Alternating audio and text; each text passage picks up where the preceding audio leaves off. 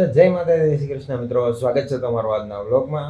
તો ભાઈ મમ્મી પપ્પાની ગામડે જવા કાલથી નીકળ્યા હતા, તો ફોન આવ્યો નથી એટલે પોગી તો ગયા દેશે.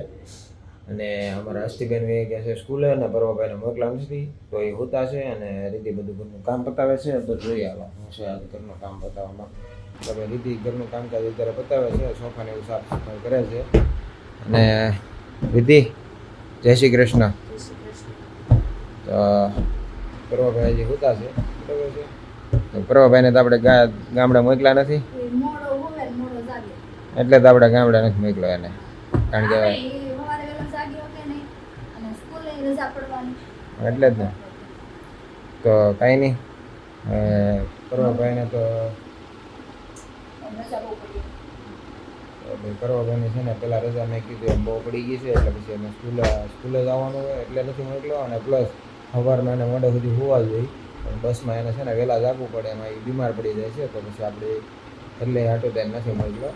તો હસ્તીબેન સ્કૂલે વી ગયા છે મેં કીધું પ્રમાણે.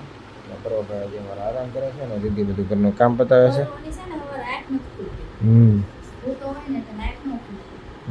રાડા રાડ થાય.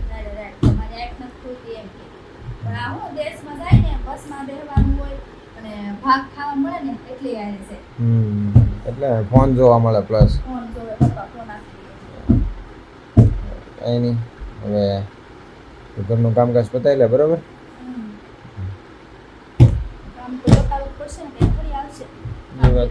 એ વાત એ હાચી.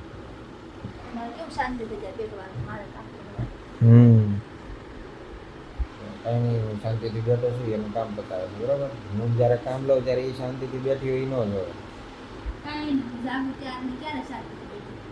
જા બોલો.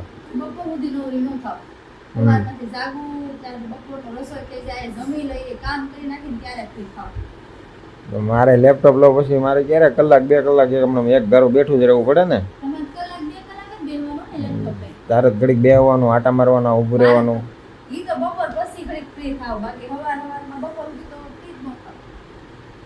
કાંઈ નહીં, બીજું હું આપણે બે એકબીજાના કામ એડજસ્ટ કરી લેવું, બીજું તો શું કરવું કે એક્સચેન્જ કરી લઈએ, એક કામ કરીએ આપણે બે.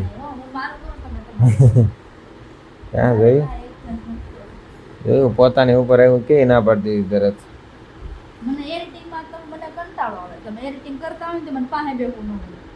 તો બોલો, હવે એને જે વસ્તુમાં કંટાળો આવે આપણે એ કરવી છે, તો આપણને પછી ઘરના કામમાં કંટાળો ન આવે.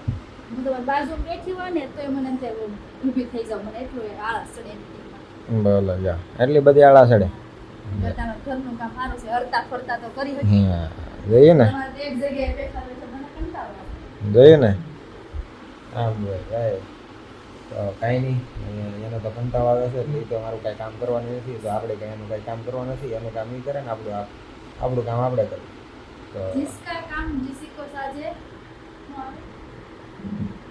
जिसका काम उसी को साजे, दूसरा करे तो ठेंगा बाजे.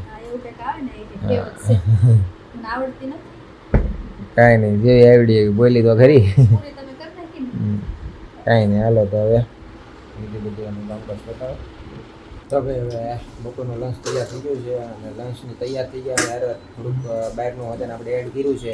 તો બહારથી આપણે સમોસા લાવ્યા છીએ, ચાઇનીઝ સમોસા છે, પછી જલેબી છે, અને સમોસાની ચટણી છે. અને આ દાળ ભાત બનાવ્યા છે, આ દાળ, આ ભાત અને ભૂંગળા પીડા છે, તે ખાઈ લઈ. તો તને ચાઇનીઝ સમોસા ભાવે છે? મને ભાવે, પર્વને ભાવે. તો ચાઇનીઝ સમોસા લાવ્યો છું અને મોટા સમોસા લાવ્યો છું, અમારે ખાવાના હોય ને પાસે. તમને મોટા ભાવે, તમને ચાઇનીઝ નથી ભાવતા? અને જલેબી ભાવે છે કે? જલેબી જ ભાવે. તને શું ભાવે? તને જલેબી ભાવે છે? કાંઈ નહીં, હાલો. તો ભાઈ એને મોટા સમોસા જલેબી બે ભાવે, અને દીદીને જલેબી ને ચાઇનીઝ સમોસા ભાવે. તો ભાઈ કાંઈ નહીં, આપણે લાવ્યા છીએ, ખાઈ લઈએ. તો ભાઈ અત્યારે અમારા હસ્તીબેન લેસન કરવા બેઠા છે, બરોબર છે. અને અમારા કરવા ક્યારે બને છે? હસ્તીબેન કેટલું લેસન બાકી છે હજી?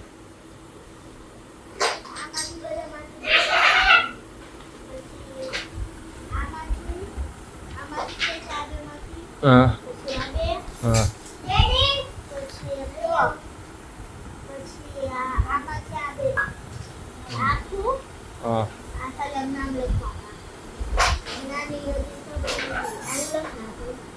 બોલો, હજી હજી તો ઘણું લેસન પીડ્યું છે. કેટલા પૈકી કેટલે છે? કાંઈ લખવા મળો હાલો. હસ્તીબેન લેસન કરે છે અને અમારા પર્વભાઈને છે ને કેરમ રમે છે. એના ફ્રેન્ડ લક્ષ્યો આવ્યા છે. પર્વભાઈ લેસન બેસન થઈ ગયું તમારું? એ શું કર્યું? બસ સારી કેમ મૂક્યું? એમાં થોડું જાય, એ તો અમુક નડે વચ્ચે મૂકો તો કાંઈ નહીં. એના ફ્રેન્ડ લક્ષ્યો આવે છે ને કેરમ રમે છે, એને રમવા દઈ. અને રીતિ રસોઈ બનાવે છે. તો શું છે રસોઈમાં જોઈ તો રીતિ શું છે આજે જમવામાં? રોટલો ને શાક. હા, તો તારે તો અત્યારે મહેનત ઓછી છે કારણ કે આપણે બે ને બે છોકરાનું જ બનાવવાનું. મમ્મી પપ્પા તો ગામડે છે. એવું છે? ઓકે. તો મમ્મી પપ્પા બસમાં બેસી ગયા છે, સવારમાં આવી જાય. 7 વાગે બેસવાના હતા. કાંઈ નહીં, હવે મમ્મી પપ્પાની બસમાં બેસી ગયા છે, સવારે આવી જાય. બરોબર ને? દીદી અત્યારે શાક રોટલા ને શાક ભાખરી બનાવે છે. એમાં શાક ભાખરી મારીને શાક રોટલા એ બધાના. બરોબર? તો કાંઈ નહીં, હવે રસોઈ બને એટલે જમી લઈએ.